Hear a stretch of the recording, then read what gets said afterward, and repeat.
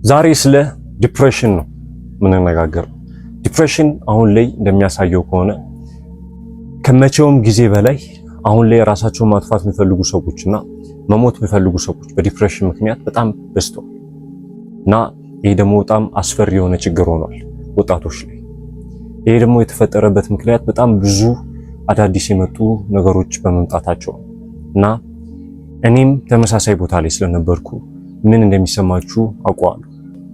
ከቀን እስከ ማታ ህይወታችሁን መጥላት፣ መሞት መፈለግ፣ ከቤት መውጣት ራሱ አለመፈለግ፣ ከሰዎች መራቅ፣ ጊዜያችሁ ስክሪኖች ላይ ማሳለፍ እኔ የነበርኩት ሰው ነኝ እና ሃይ ስኩል የነበርኩ የምታወቀው ራሱ ዲፕረስድ በመሆኔ ነበርና ይሄ ዲፕረስድ የሆነው ልጅ ነበር የሚሉ እና ብዙ ሰዎች ከዲፕረስድ እንደሆንኩ ነበረ የሚያውቁት የነበረውና ከዛ በኋላ ግን አሁን በዚህ ቪዲዮ የምነግራችሁን ነገሮች አድርጌ ከዛ ዲፕሬሽን ወጥቼ ደስተኛ መሆን ጀምሬያለሁ ማለት ነው እና ይህን ቪዲዮ ተግባር ላይ ካዋላችሁት እናንተም ያንን እንድታሳኩ ረዳችኋለሁ። ቀጥታ ወደ ቪዲዮ ስንገባ አንደኛ ማድረግ ያለባችሁ ነገር ምንድነው? ትክክለኛ ዶፓሚን የሚሰጧችሁ ነገሮች ማሳለፍ። አንደኛው ስፖርት መስራት መጀመር አለባችሁ። ሁለተኛው ሜዲቴት ማድረግ መጀመር አለባችሁ። ሶስተኛው ሶሻላይዝ ማድረግ መጀመር አለባችሁ። አራተኛው ግራቲቲዩድ መስጠት መጀመር አለባችሁ። እነዚህ ነገሮች ትክክለኛ ዶፓሚን እንድታገኙ ይረዷችኋል። እነዚህን ማግኘት ከጀመራችሁ ደግሞ እንደምታውቁት ዲፕሬሽን የሚከሰተው ብዙ ጊዜ ዶፓሚናችሁ ከቤዝ ላይኑ ዝቅ ሲል ማለትም ይሄ የመደሰት ሆርሞናችሁ ከነበረበት ኖርማል መሆን ካለበት ቦታ ዝቅ ሲል ማለት ነው። ይህንን ደግሞ ሲፈጠር እናንተን ለማስደሰት የሚጠበቅባችሁ የዶፓሚን መጠን ከፍተኛ ነው የሚሆነው።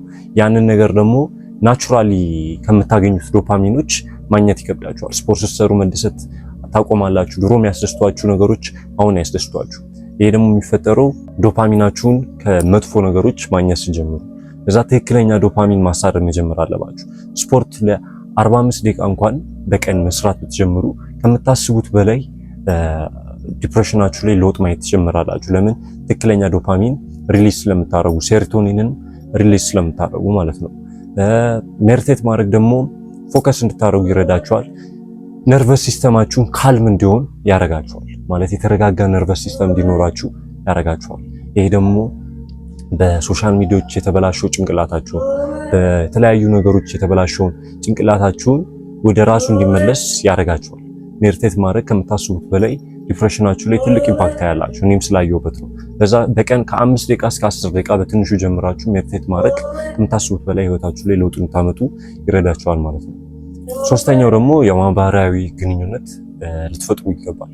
ሰዎች ጋር ሶሻላይዝ ማድረግ መጀመር አለባችሁ ትክክለኛ ዶፓሚን ለማግኘት። እዛ ከጓደኞቻችሁ ጋር ወክ ማድረግ ጀምሩ። ተፈጥሮ ባለበት ቦታ ሶሻል ኮኔክሽን መፍጠር ጀምሩ ማለት ነው። ሁለተኛው ነገር ደግሞ ፌክ ዶፓሚኖችን አስወጧቸው ከህይወታችሁ።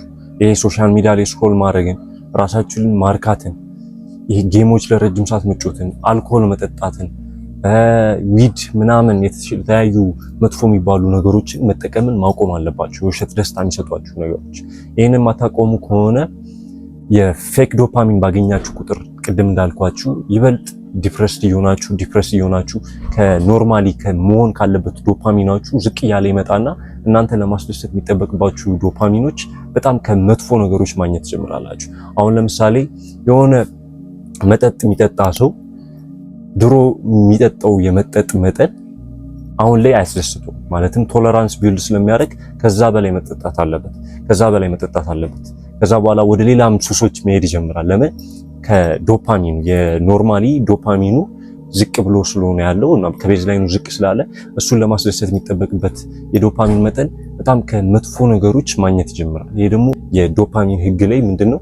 አቅም የማይጠይቅ ደስታ ካገኛችሁ በጣም ኃይለኛ ደስታ የምታገኙ ከሆነ አቅም በማይጠይቅ ደስታ ወዲያው በጣም በኃይለኛው የወረደ ዲፕሬሽን ውስጥ ትገባላችሁ፣ በተጠቀማችሁባቸው ልክ ማለት ነው። ለዛ እነዚህን ነገሮች ከህይወታችሁ ማስወጣት ይኖርባችኋል፣ ዶፓሚን ዲቶክስ ውስጥ ገብታችሁ ማለት ነው። ሶስተኛው ነገር ደግሞ ኔጌቲቭ የሆነ ኢነርጂ ራቁ። ኔጌቲቭ የሆኑ ዘፈኖችን መስማት ነው። በቃ ስፔሲፊክሊ ኔጌቲቭ የሆነ ዘፈኖችን መስማት። ኔጌቲቭ የሆኑ ዘፈኖችን ስትሰሙ ችግሮቻችሁ እንድታጋንኑ ያደርጓቸዋል። እናም በጣም ከምታስቡት በላይ ቫይብሬሽናል ፍሪኩዌንሲ የሚባለው ነው ይተላል። ይሄ በጣም የተላዘዘ ዘፈን በምትሰሙ ቁጥር ዲፕረስ የመሆን እድላችሁ እና ውስጣችሁ ይሄ ዲፕረስ የመሆን እድሉ በጣም ከፍተኛ ነው። በተለይ ደግሞ አሁን የሆነ ብሬክአፕ ላይ ካላችሁ ወይ ነገሮች እንደምታስቡት እየሄዱ ካልሆነ ይሄ መጥፎ ዘፈኖች ይሄ ዲፕረስ የሚያደርጉ ዘፈኖች መስማት ይበልጥ ዲፕረስ እንድትሆኑ ነው የሚያደርጋችሁ። እናንተም ልብ ብላችሁት ሊሆን ይችላል የሆነ አይነት ዲፕሬስድ የሆነ ዘፈን ስትሰሙ የሆነ አይነት ሙድ ውስጥ ይከታችኋል። ይሄ ደግሞ በራሳችሁ ፈቃድ ዲፕረስ እንድትሆኑ ራሳችሁ ላይ እየፈረዳችሁ ነው ያላችሁት። ለዛ ይህን ነገር ማድረግ ማቆም አለባችሁ። እኔም ከምታስቡት በላይ በእንደዚህ ነገር ጠቃ ነበር። በቃ የምሰማቸው ዘፈኖች በጣም ሳድ የሚባሉ ዘፈኖች ነበሩና ያ ደግሞ የሌለብኝም ችግር ራሱ እንዳለብኝ ሆኜ የሆነ በጣም ራሴ ላይ ዲፕረስ እንደሆነ አድርጎኝ ነበር። በዛ ከኔጌቲቭ የሆነ ኢነርጂ መራቅ ይኖርባቸዋል ማለት ነው። አራተኛው ነገር ደግሞ ብዙ ሰዎች ዲፕረስድ የሚሆኑት ፐርፐስ ስለሚያጡ ማለትም ህይወታቸው ላይ የሚያሳድሩት ነገር ሲያጡ። ብዙ ጊዜ ዲፕሬሽን የሚከሰተው የሆነ ሰው ህይወቱ ላይ ምን ማድረግ እንዳለበት ማወቅ ሲከብደውና ከቀን እስከ ማታ ለምን እንደተፈጠረ የማያውቀው ሲሆንና ፐርፐስ ካጣ ፈጣሪ ለምንድን ነው የፈጠረኝ? እኔ ምንድነው ማሳድረው ነገር ምንድነው ማድረግ ያለብኝ የሚለው ነገር ሲጠፋበት እዛ ግዴታ ዲፕሬሽን ናችሁን ለማሸነፍ ፐርፐስ ሊኖራችሁ ይገባል። የምታሳድዱት አላማ ሊኖራችሁ ይገባል። አላማ ከሌላችሁ ብዙ ጊዜ መጥፎ የሚባሉ ልማዶችን ማድረግ ትጀምራላችሁ። ለምን? ትርፍ ጊዜ ታገኛላችሁ። በዛ ትርፍ ጊዜ ደግሞ የምታደርጉት ነገር ስለምታጡ መጥፎ የሆኑ ነገሮች ላይ ጊዜያችሁን ለማሳለፍ የሆነ እንትን ያደርጋችኋል፣ ማኒፑሌት ያደርጋችኋል ብዙ ነገሮች። በዛ ልክ ትርፍ ጊዜ ስታገኙ ብዙ ጊዜ ሶሻል ሚዲያ ስክሮል ታደርጋላችሁ ለረጅም ሰዓት፣ ራሳችሁን የማርካት እንትን ይመጣባችኋል።